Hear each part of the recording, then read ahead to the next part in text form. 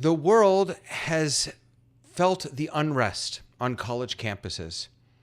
Today we talk about not just what's going on, but what do we do about it?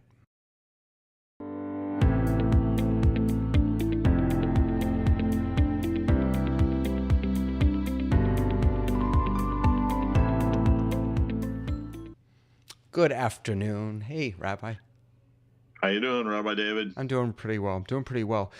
Your girls, well, 2 out of 3, right, are on college campuses.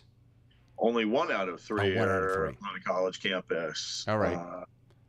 Thankfully, I'll say, on a university here in Florida, where, yes, there has been some unrest, but not compared to other places, for sure. And so we want to talk about, let's just set the Shulchan Aruch, let's just set the table, and that everyone knows, of course, that there have been massive, let me take that back. I'm never sure that what I see on TV is reality. So what appear to be massive protests on college campuses, upwards of 2,000 students have been arrested, and the colleges have been struggling with how to address this. Where is that line between free speech and and free right to assemble and intimidating Jewish students?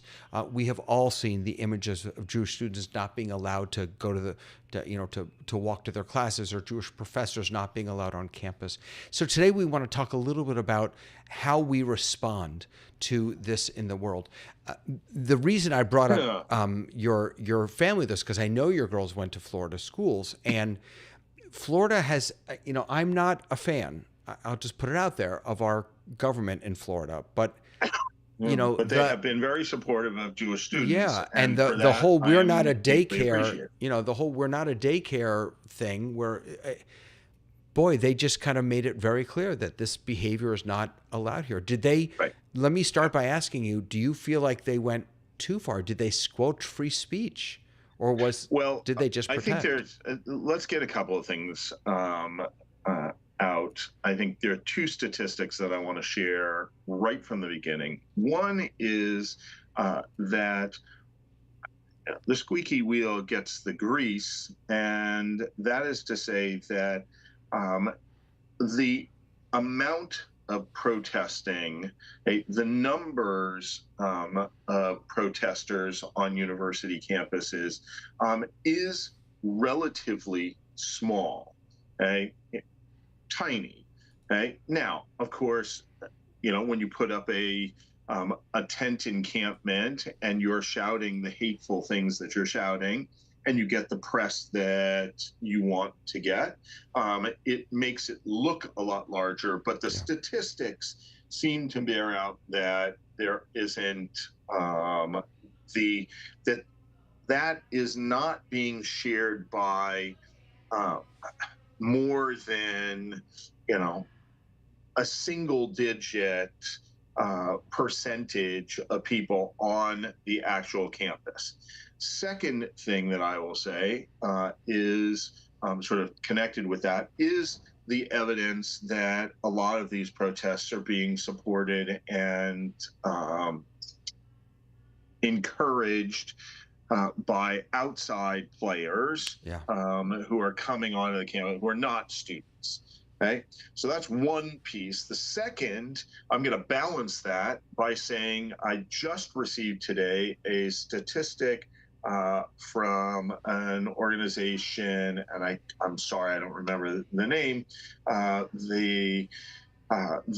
does research on anti-Semitism, and the statistic is that there has been over an 800% increase in anti-Semitic acts at college campuses. So on one hand, I want to say that we have a small number of actors, but the number of incidents is quite significant compared to a year ago, 2 years ago, 5 years ago.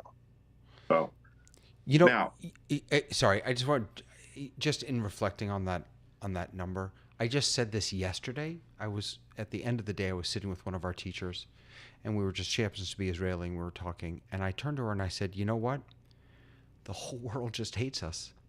I mean, it's just. It does feel that way. Wow. It And does. when you hear an 800% increase, that's just unbelievable. It's just It stunning. is. Right. So let's come back to your question about the about free speech, That because balancing act. Yeah. look, we titled this "Campus Protests: What Should Be Our Response?" So the first thing is that I would point people to what came out literally yesterday, new guidelines, and I don't know whether they're new or revised, but new guidelines around Title VI, coming from the United States Department of Education Office of Civil Rights, where they clarify what are some of the things that are acceptable and not acceptable. And if you scroll down a little bit, I could even point it out. Keep going. Here we go. Is that obviously Title VI prohibits discrimination on the basis of race and color and national origin and for any programs that receive federal financial assistance. How this is dealt with on private schools, that's going to be somebody who has better legal background than I do. What I think is helpful with what the government has laid out is that Title VI specifically protects students from harassment based on their actual or perceived shared ancestry or ethnic characteristics or citizenship or residency of a country.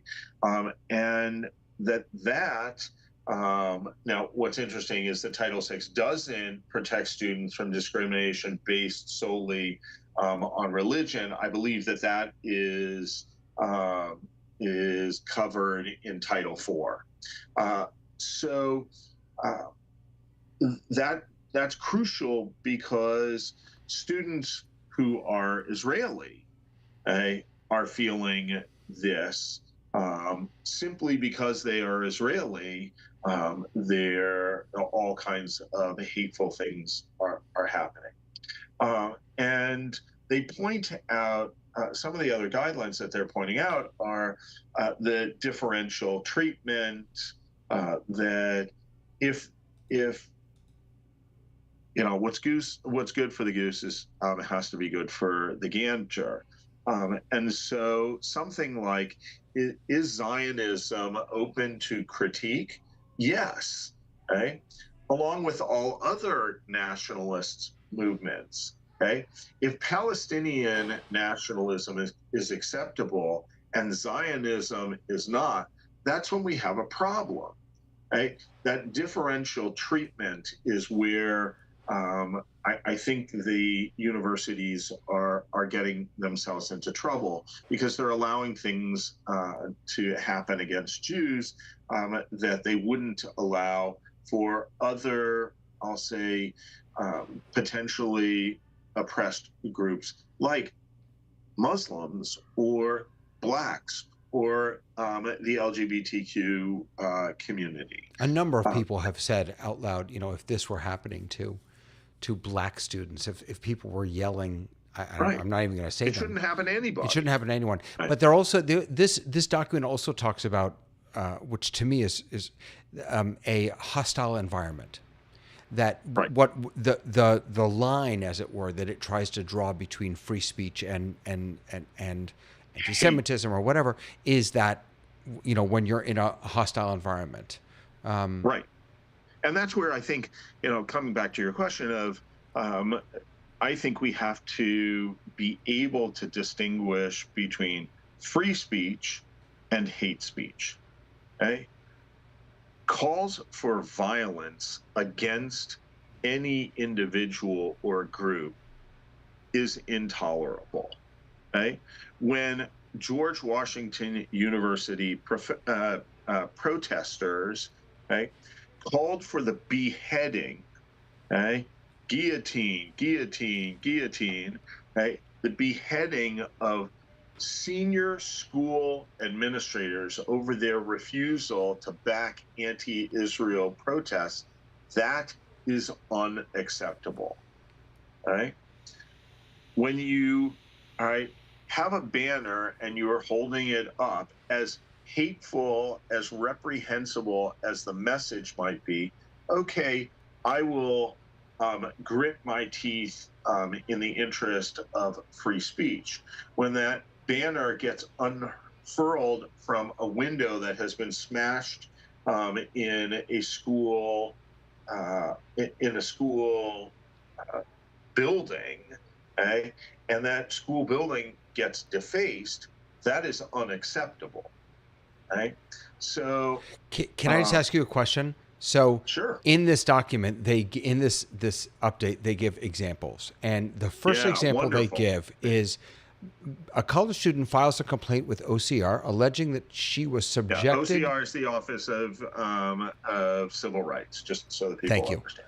Yep. Alleging that she was subjected to a hostile environment. Again, they're trying to define hostile environment because she's Jewish.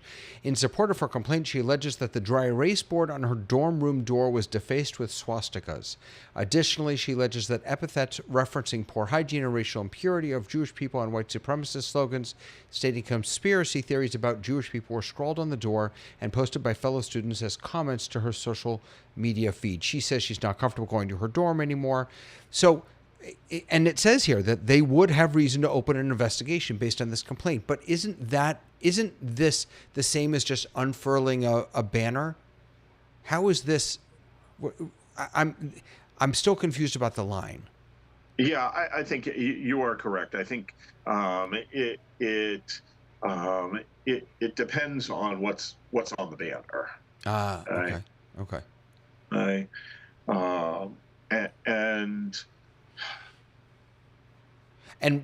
Sorry, let me just interrupt again. And that's problematic because what's on the banner is entirely subject to interpretation. From the river to the sea, you ask a Jew what that means, and we'll tell you it means it's calling for the extermination of the Jewish people. If you ask some of the protesters, well, most of the protesters don't know what it means, but those that do will say, no, it means one united state, democratic, where everyone lives. It's so even the messages themselves are subject to interpretation, which makes it so difficult to know how to respond with any level of composure to these protests. Yes, I just where I struggle is when there's a lack of willingness to have civil discourse. Okay? That to me is the most troubling thing. Yeah. Right? We can have disagreements. Okay? And I've said this on this podcast, right, that there are policies of the Israeli government that I find reprehensible. Right, there are policies of the United States government that I find challenging. Right? Just 24 hours ago. Right? And yet, for us to have conversation about that, that's okay. We can have those debates. Excuse me. But to call for people, for harm to others, right? And there are plenty, all right, there are no shades of gray, right, on these. I don't care when somebody finally gets called to the carpet and they say, "Well, that isn't what I meant." Right. I don't buy it. I don't believe it. If you are at Columbia University as a student, you have to have a certain level of intelligence. Okay? I'll give Columbia University that much. Yeah. Right? And so if you are that woefully ignorant, you don't belong there. Right. Right? So what do we do with the Yeah. administrations of these universities? All right. So Right. I think I was trying. This is what I've been struggling with, because I don't. I think that this is a larger systemic issue in uh, in higher education to begin with. What I think needs to happen, and where I've been, I'll say, pleased with our government, is that when we have had congressional hearings, we have been willing to critique campus administration and programs. Right? We have to call on those who are responsible. And it says, I mean, it literally says, right, that in those guidelines from the OCR, right, that just because it is free speech does not mean that institutions are exempt, right? That do not have they don't have to worry about it, right? The fact, I mean, I'm going to read the piece. The fact that harassment may involve conduct that includes speech in a public setting or speech that is motivated by political or religious beliefs, however, does not relieve a school of its obligation to respond under Title VI, as described below, if the harassment creates a hostile environment in school for a student or students. Okay? And too many of our college and university administrators, okay, are hiding behind free speech. First Free speech. I Amendment, can't do it. It's protected. Okay? And that's where I think this clarity needs to come in. Okay? Because I think that there is a slippery slope. Okay? When free speech, all right, if you don't call somebody to the carpet, right, if you don't tell your child, no, you can't do that, the message becomes, well, yes, I can. Right. Right? And the Columbia management assistant professor, Shai David.This, the Israeli individual, wrote yesterday, the day before, to Israeli colleagues saying, they're coming for you. The concern that the targeting of Jews and Israeli academics will continue, right, and will expand to the point where articles aren't going to be accepted for publication, right, or lectures aren't going to be accepted for conferences or seminars, or professional organizations are going to vote for boycotts of Israeli academics or academic institutions. Research funds are going to dry up. I think that those are of great concern, and we have to call out administrators and university professionals hard and constantly. And we haven't seen the Jewish departments and the Jewish professors really standing up. That has been, for me, quite shocking. The Jewish studies professors have been remarkably quiet, right? And I was doing a little bit of reading about it, and saw that the Association of Jewish Studies, which is the main professional organization, sent on October 9th, so 2 days after the attack of October 7th, sent a message expressing, quote, deep sorrow for the loss of life and destruction. That was it. Okay? That it was vague. Okay? Who lost their lives? From where? Okay? Who perpetrated it? Okay? They received some pushback, right, to the point where they sent out another one, right, a second email to their members, right, but the second one still didn't. It refused to name Hamas, right, victims. Right? That to me is just mind-boggling. Here it is.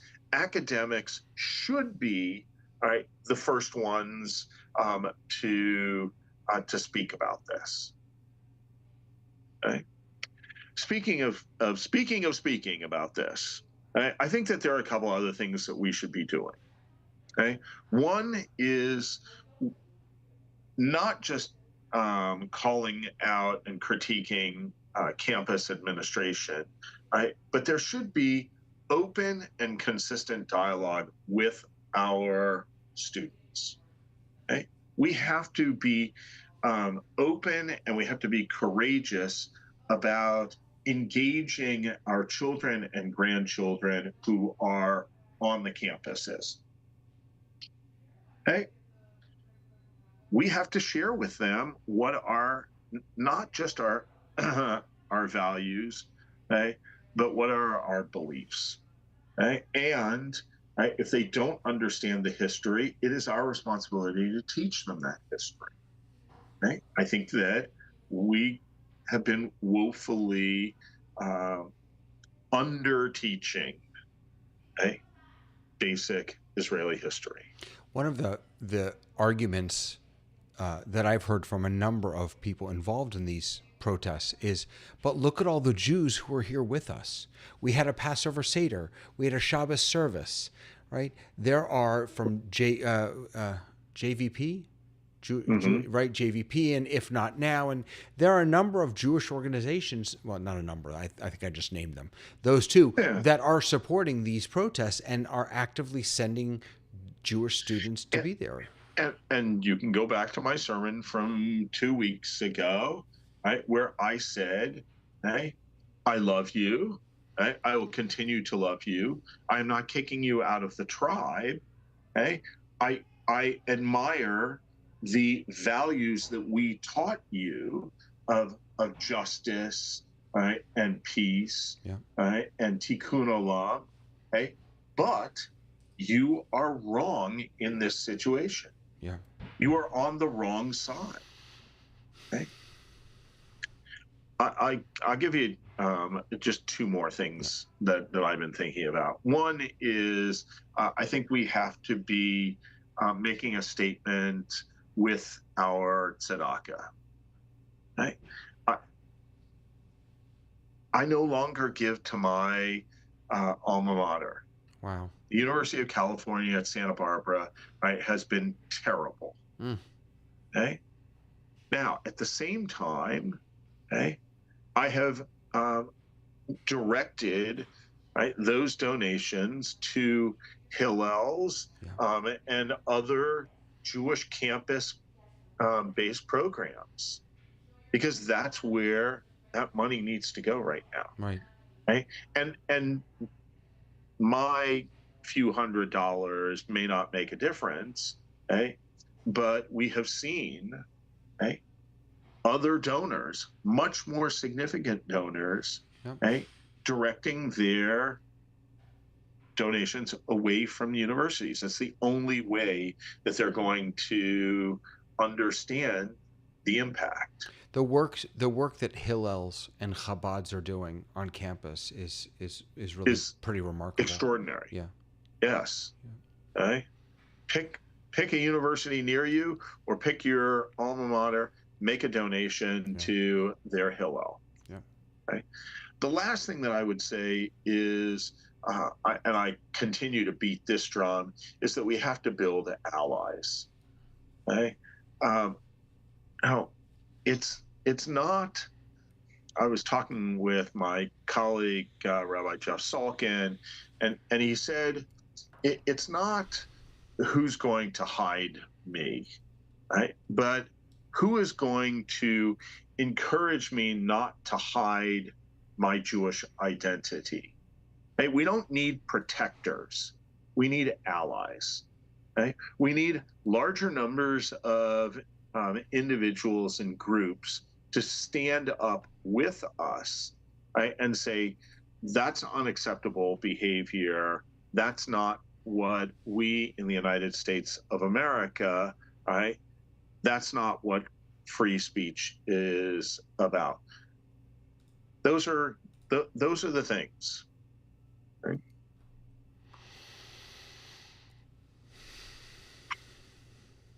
Not easy. It's not easy, and everything seems harder. Everything seems. One of the things that I've heard students saying is how alone they feel, and I think that Yeah. has resonated with me because we are all feeling so alone, and there are moments like when on Yom HaShoah on Monday, when President Biden spoke, he gave a beautiful talk about anti-Semitism and the Holocaust and never again and supporting Israel and I mean it was truly beautiful. And then the next morning, it not only are we alone, but we're all alone on this roller coaster that isn't coming to an end. And I will say that's another thing that I have been really thinking about, this whole ally piece, that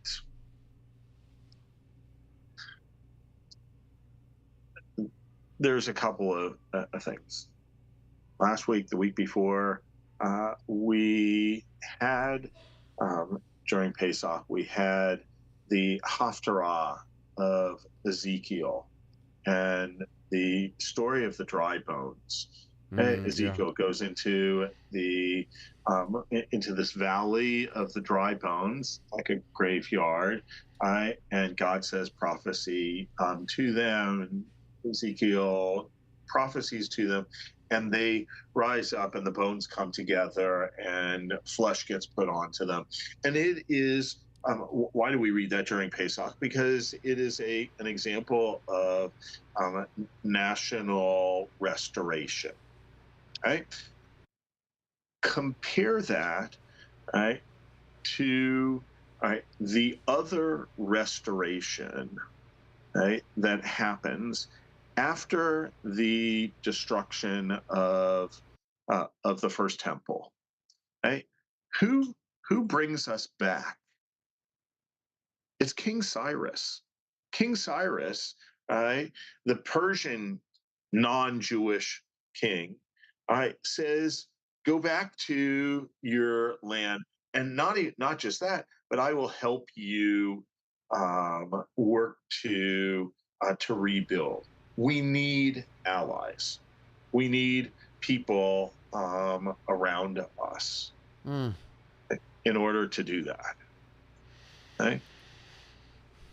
Kol hakavod. That's beautiful. Well, thank you. I wish we didn't have this conversation. Of course not. Of course not.